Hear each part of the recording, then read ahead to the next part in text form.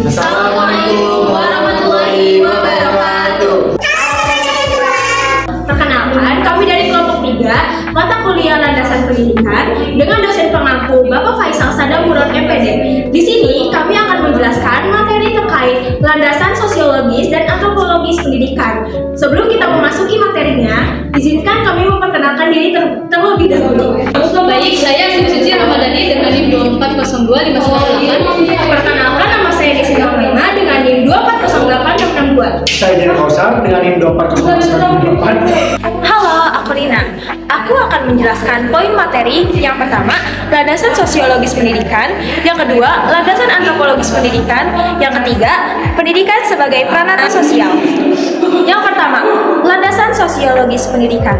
Landasan sosiologis pendidikan adalah asumsi-asumsi yang bersumber dari sosiologi yang dijadikannya titik tolak dalam studi pendidikan. Contohnya seperti di dalam masyarakat yang menganut stratifikasi sosial terbuka, itu terdapat peluang yang sangat besar terjadinya mobilitas sosial.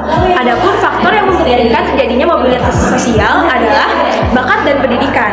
Jadi implikasinya, para orang tua rela berkorban demi membiayai pendidikan anaknya, sekalipun harus menyisihkan pemenuhan kebutuhan kehidupan sekunder lainnya, agar anak mereka nanti tidak tertinggal dalam tingkatan anak tangga sosialnya. Yang kedua, landasan antropologis pendidikan.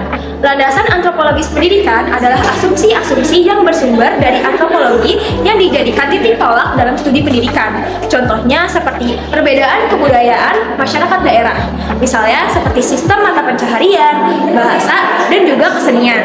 Nah, ini tuh dapat diimplikasikan dengan diberlakukannya kurikulum bermuatan lokal. Yang ketiga, pendidikan sebagai peranata sosial. Peranata sosial adalah perilaku terpola yang digunakan oleh suatu masyarakat untuk memenuhi kebutuhan dasarnya atau basic needs. Jenis peranata sosial yaitu ada peranata ekonomi, peranata politik, peranata agama, dan juga peranata pendidikan. Saya akan menjelaskan poin materi yang pertama, pendidikan sosialisasi dan enkulturasi. Yang kedua, pendidikan masyarakat dan kebudayaan. Kali ini saya akan membahas tentang sosialisasi dan enkulturasi sebagai landasan pendidikan.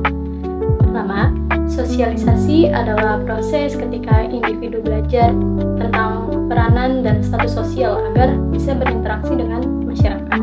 Misalnya, seorang anak belajar peran sebagai siswa, murid, ataupun anggota keluarga. Nah, yang kedua, enkulturasi. Enkulturasi adalah proses ketika individu belajar tentang nilai, norma, adat istiadat, dan kebiasaan dalam bermasyarakat. Contohnya, belajar budaya saling menghormati, gotong royong, ataupun cara berpakaian yang sesuai dengan adat setempat. Kedua-duanya ini saling berkaitan. Sosialisasi menekankan pada peran sosial, sedangkan enkulturasi menekankan pada kompetensi budaya. Kalau di dalam praktiknya, sosialisasi dan enkulturasi ini berjalan bersama-sama dan tidak bisa dipisahkan. Lalu apa sih kaitannya dengan pendidikan? Nah, pendidikan berfungsi untuk membantu agar peserta didik supaya bisa hidup bermasyarakat dan berbudaya. Kalau dari sudut pandang sosiologi, pendidikan ini identik dengan sosialisasi, sedangkan dari sudut pandang antropologi, pendidikan identik dengan enkulturasi. Jadi bisa kita simpulkan bahwa pendidikan sesungguhnya mencakup kedua-duanya. Lalu materi yang kedua ada pendidikan masyarakat dan kebudayaan. Pendidikan adalah peranata sosial yang berada dalam masyarakat dan kebudayaan. Pendidikan menerima input dari masyarakat lalu menghasilkan output kembali untuk masyarakat. Jadi ada hubungan timbal balik di antara keduanya. Pendidikan juga merupakan salah satu subsistem dalam masyarakat yang saling berkaitan dengan subsistem lain seperti ekonomi dan politik. Karena itu tujuan, kurikulum, dan cara pelaksanaan pendidikan harus disesuaikan dengan keadaan dan harapan masyarakat.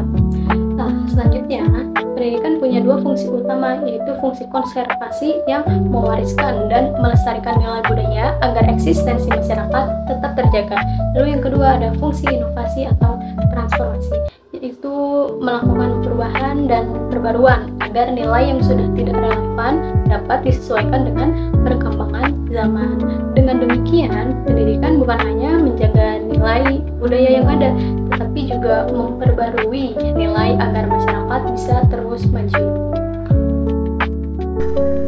Halo, saya Jenal Kautsar. Di sini saya akan menjelaskan terkait individu, masyarakat, dan kebudayaan, serta pola-pola kegiatan sosial pendidikan. Individu, masyarakat, dan kebudayaan merupakan suatu komponen yang saling terhubung satu sama lain. Ketiganya memiliki sifat kausalitas. Individu merupakan manusia perseorangan yang memiliki karakteristiknya sendiri dan memiliki kebebasan untuk mengambil keputusan dan tindakan atas pilihannya serta tanggung jawabnya sendiri. Masyarakat lahir dari sekelompok individu yang telah hidup bersama cukup lama, sehingga memiliki kesadaran bahwa mereka merupakan satu kesatuan sosial yang memiliki batasan yang jelas, serta akan menghasilkan suatu kebudayaan. Kebudayaan merupakan keseluruhan sistem, gagasan, tindakan, dan hasil karya manusia dalam kehidupan masyarakat yang dijadikan milik diri manusia dengan belajar. Terdapat 3 jenis kebudayaan. Yang pertama, wujud kebudayaan sebagai suatu kompleks dari ide-ide, gagasan-gagasan, nilai-nilai, norma-norma, peraturan-peraturan, dan sebagainya. Kedua, wujud kebudayaan sebagai suatu kompleks aktivitas kelakuan berpola dari manusia dalam masyarakat. Dan yang terakhir, wujud kebudayaan sebagai benda-benda hasil karya manusia itu sendiri. Baik, selanjutnya adalah pola-pola kegiatan sosial pendidikan. Menurut Thales dan juga Getzel, tingkah laku seorang individu akan dipengaruhi oleh 2 dimensi. Dimensi pertama, dimensi nomotetis. Ini akan dipengaruhi oleh variabel-variabel seperti peranan, dan juga harapan-harapan sosial. Sedangkan kedua, dimensi geografis. Ini akan dipengaruhi oleh variabel-variabel seperti individu, kepribadian, dan juga kebutuhan-kebutuhan perorangan. Dimensi nomotetis itu berhubungan dengan kebudayaan seperti mores, etos, dan juga nilai-nilai kehidupan. Sedangkan dimensi geografis itu berhubungan dengan biologis seperti individu sebagai makhluk hidup, kesehatan jasmaninya, dan juga kemampuan-kemampuannya. Nah, dengan pola seperti itu, maka akan dibentuklah tingkah laku seperti ini. Baik, jika kegiatan sosial pendidikan dianalisis berdasarkan kecenderungan orientasi terhadap fungsi dimensi-dimensi tingkah laku yang telah ada tadi, maka kita dapat menyimpulkan bahwasanya akan ada 3 pola kegiatan sosial pendidikan. Yang pertama, pola nomotetis, kedua, pola ideografis, yang ketiga, pola transaksional. Nah, pola normatif sendiri ialah lebih mengutamakan kepada fungsi dimensi tingkah laku yang bersifat normatif. Maka tingkah laku pendidik dan juga peserta didik itu akan lebih mengutamakan tuntutan-tuntutan institusi, peranan-peranan yang seharusnya, dan harapan-harapan sosial daripada tuntutan-tuntutan individual, kepribadian, dan kebutuhan-kebutuhan individual. Nah, pendidikan itu seringkali dipandang sebagai upaya pewarisan nilai-nilai sosial kepada generasi muda. Dengan hal tersebut, maka sering terjadi menimbulkan sosiologisme gitu dalam pendidikan. Berkenaan dengan hal tersebut, Jagger mengatakan bahwa misalnya ada 2 pola kegiatan sosialisasi. Yang pertama dengan cara represi. Hal itu pola ini itu akan mendekatkan pada hukuman gitu. Seperti halnya guru memberikan hukuman ketika muridnya melakukan kesalahan.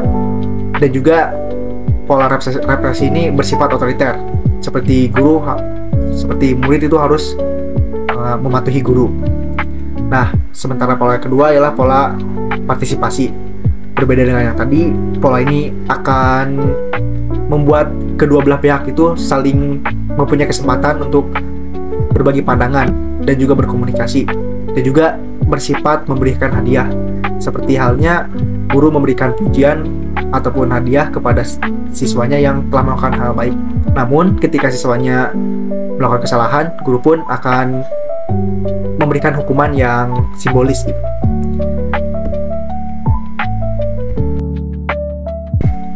baik selanjutnya ialah pola ideografis. Pola ini sendiri lebih ke tuntutan-tuntutan individual, kepribadian, dan juga kebutuhan-kebutuhan individual. Pola ini sendiri mengupayakan untuk membantu gitu seseorang untuk mengetahui dan mengembangkan tentang apa yang ingin diketahui ataupun yang ingin dikembangkannya, sehingga hal itu menimbulkan efek psikologisme ataupun peningkatan diri dalam pendidikan. Selanjutnya ialah pola transaksional. Pola ini mengutamakan untuk menyimbangkan antara tingkah laku nomotetis dan juga ideografis gitu. Nah, adapun ciri-ciri dari pola transaksional ini. Yang pertama, setiap individu mengenal tujuan-tujuan sistem, dan tujuan-tujuan itu pun merupakan bagian dari kebutuhan pribadinya sendiri. Yang kedua, setiap individu percaya bahwa harapan-harapan sosial yang dikenakan kepada dirinya sendiri adalah hal yang rasional apabila harapan-harapan tersebut dapat dicapai. Lalu yang ketiga, setiap individu merasa bahwa ia termasuk suatu kelompok dengan suasana emosional yang juga sama. Baik, demikian pemaparan materi dari kami. Kami harap pemateri yang sudah kami paparkan itu berguna dan